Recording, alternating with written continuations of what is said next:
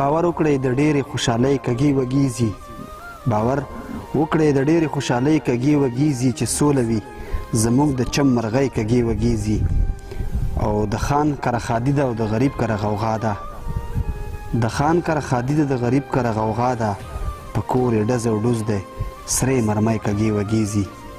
واده ستا دی سینګار تش وي دې نورو ته حیران یم.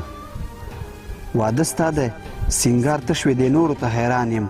ګاونډ کې نن دا ټولې جنکۍ کږې وږې ځي. مقتول قاتل ته دې خبره کې سلګۍ واخلي.